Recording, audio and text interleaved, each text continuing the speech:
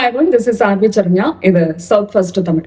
தேர்தலுக்கு பிந்தைய கருத்து கணிப்புகள் 2026 சட்டமன்ற தேர்தலுக்கு பிந்தைய கருத்து கணிப்புகள் நேற்று வெளியாகிருக்கு. இந்த கருத்து கணிப்புகள் பொதுவாகவே ஒரு கட்சிக்கு ஆதரவா இல்லாம ஒரு கட்சிக்கு சாதகமா இல்லாம திமுகவுக்கும் சாதகமா இருக்கு, அதிமுகவுக்கும் சாதகமா இருக்கு, தவேகாவுக்கும் ஒரு சந்தோஷமான ஒரு விஷயத்த சொல்லியிருக்கு. எனவே இந்த கருத்து கணிப்பை நம்ம எப்படி புரிஞ்சுக்கிறது? இந்த கருத்து கணிப்புகள் எல்லாம் என்ன சொல்ல வருது இந்த வீடியோல பார்க்கலாம். இது வரைக்கும் எத்தனையோ கருத்து கணிப்புகள் தேர்தலுக்கு பிறகு வெளியாயிருக்கு. ஆனா இந்த கருத்து கணிப்புல இருக்கக்கூடிய ஒரு சுவாரஸ்யம் என்ன அப்படின்னு கேட்டீங்கன்னா, பொதுவாவே தேர்தலுக்கு பிந்தைய கருத்து கணிப்புகள் வெளியாகும் போது கிட்டத்தட்ட யாரு ஆட்சி அமைக்க போறாங்க அப்படிங்கறத எல்லாருமே சொல்லுவாங்க. ஒரு கட்சிக்கு ஃபேவரா தான் இருக்கும்.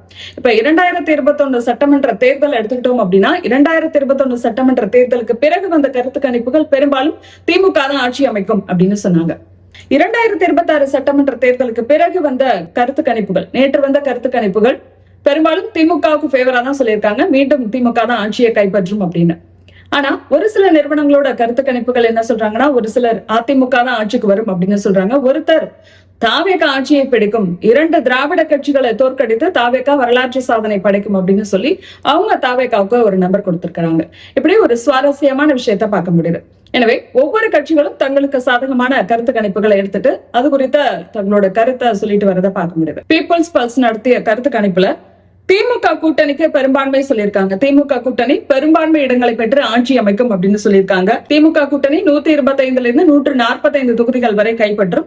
அதிமுக கூட்டணி 65 இருந்து 80 இடங்கள் வரை கைப்பற்றும். தவேக 18 இருந்து 24 இடங்களை கைப்பற்றும் அப்படின்னு சொல்லியிருக்காங்க. ஓட் பர்சன்டேஜ் அப்படின்னு பார்க்கும்போது திமுகவுக்கு 38.4, அதிமுக கூட்டணிக்கு 31.5, தவேகாவுக்கு 23.6% வாக்குகளை பீப்புள்ஸ் பல்ஸ் கருத்து கணிப்பு கொடுத்திருக்கு. அடுத்ததா மேட்ரிஸோட கருத்து கணிப்புல பார்த்தோம்னா, அவங்க திமுகவுக்கு 40% கொடுத்திருக்காங்க, அதிமுகவுக்கு 37%, தவேகாவுக்கு 17.5% கொடுத்திருக்காங்க.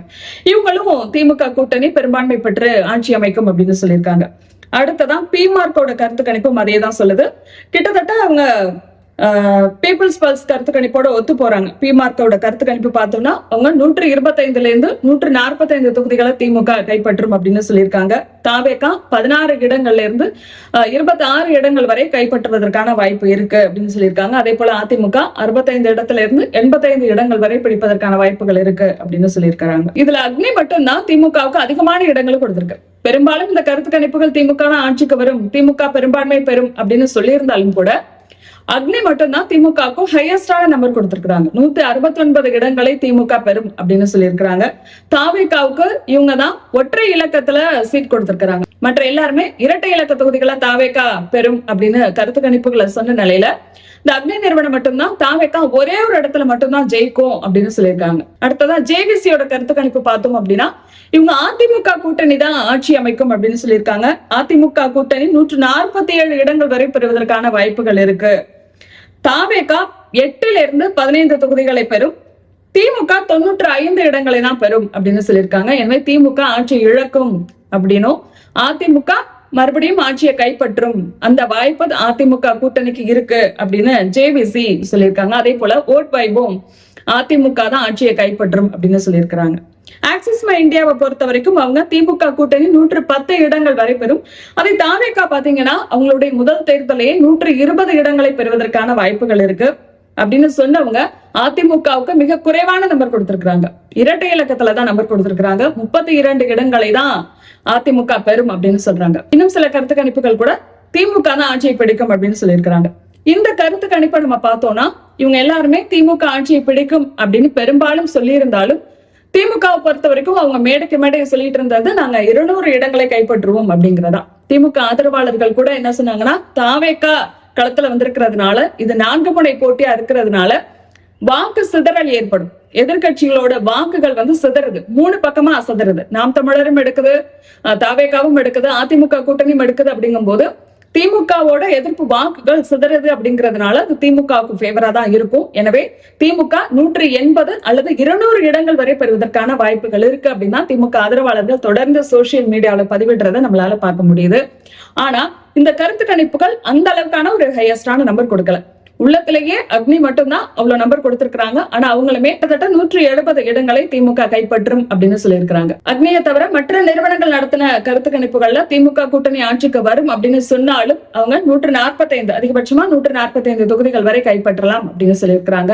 ஒரு சில 125 நம்பர் கூட திமுகவுக்கு கொடுத்திருக்காங்க. ஒருவேளை திமுக 130 இடங்களை பெறுது, 125 இடங்களை பெறுது இந்த கருத்து கணிப்புகள்ல சொன்ன மாதிரி அப்படின்னா, அப்போ திமுக தனியா எவ்வளவு இடங்களை பெறுது அப்படிங்கிற ஒரு கேள்வி இருக்கு. திமுகவோட இருக்கக்கூடிய கூட்டணி கட்சிகள் தேர்தலுக்கு முன்பே திமுகவோட ஒரு உரசல் போக்குல தான் இருந்தாங்க.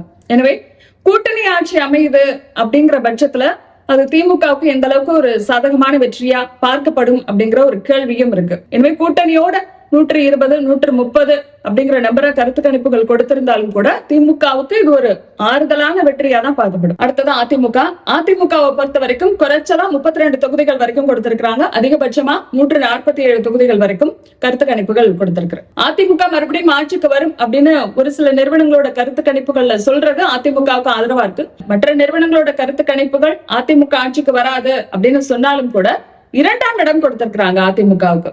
அது அதிமுகவுக்கு ஒரு ஆறுதலான விஷயம் தான், தோத்து போனாலும் கூட. ஏன்னா இந்த தேர்தலை பொறுத்த வரைக்கும் திமுக தான் ஆட்சிக்கு வரும், 2ஆம் இடத்துக்கு தான் போட்டியே, விஜய்க்கும் அதிமுகவுக்கு தான் போட்டியே, ஒரு நடிகர் ஆரம்பிச்ச கட்சியை இன்னொரு நடிகர் வந்து அழிக்க போறாரு, அதிமுக இடத்தை விஜய் பிடிக்க போறாரு, அதனாலதான் அவர் அதிமுகவை விமர்சனம் செய்யவே இல்லை, அதிமுக வாக்குகள் அப்படியே விஜய்க்கு போகுது, இப்படியான விமர்சனங்கள் தொடர்ந்து களத்துல இருந்துகிட்டே இருந்தது.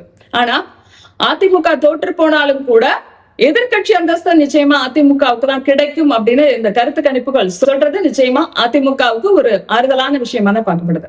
எப்போதுமே தமிழ்நாடு அரசியல் களம் திமுக வெர்சஸ் அதிமுக தான் அப்படிங்கிறத இந்த 2026 சட்டமன்ற தேர்தல் களம் நிரூபிக்க போகுது அப்படிங்கிறது தான் இந்த தேர்தல் கருத்து கணிப்புகள், தேர்தலுக்கு பிந்தைய கருத்து கணிப்புகள் சொல்லுது. அடுத்ததான் தாவேகாவை பொறுத்த வரைக்கும் ஆக்சிஸ் மை இந்தியா மட்டும் தாவேகா ஆட்சிக்கு வரும் அப்படிங்கிறத பதிவு பண்ணிருக்கிறாங்க. 120 இடங்கள் வரை கொடுத்திருக்காங்க. குறைந்தபட்சமா தாவேகாவுக்கு ஒரு இடத்தை அக்னியோட கருத்து கணிப்பு கொடுத்திருக்கு, ஒரு இடத்தை மட்டும்தான் பெறும் அப்படிங்கிறத அவங்க பதிவு பண்ணிருக்கிறாங்க. இந்த தேர்தலுக்கு பிந்தைய கருத்து கணிப்புகள் தாவேகாவுக்கு பெரும்பாலும் இரட்டை இலக்க தொகுதிகளை கொடுத்திருக்கிறாங்க. இரட்டை இலக்கத்துல அவங்க தொகுதிகளை வெல்வாங்க அப்படிங்கறத எல்லா நிறுவனங்களும் தங்களோட கருத்து கணிப்புல சொல்றாங்க.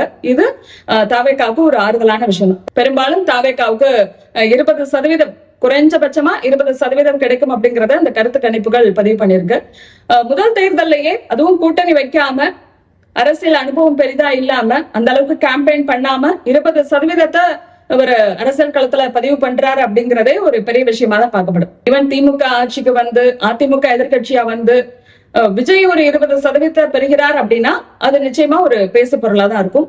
தன்னோட முத்திரையா அரசியல் களத்துல விஜய் பதிச்சிருக்கிறாரு அப்படின்னு கூட எடுத்துக்கலாம். எனவே ஒட்டுமொத்தமா இந்த தேர்தலுக்கு பிந்தைய கருத்து கணிப்புகள் ஒருவருக்கே சாதகமாகவும் இன்னொருவருக்கு பாதகமாகவும் இல்லாம எல்லாருக்குமே சாதகம் பாதகம் கலந்து இந்த கருத்து கணிப்புகள் வெளியாயிருக்கு அப்படிங்கறது தான் நம்மளால பார்க்க முடியுது. இது குறித்து உங்களோட கருத்து என்ன அப்படிங்கறத கமெண்ட்ல பதிவு பண்ணுங்க.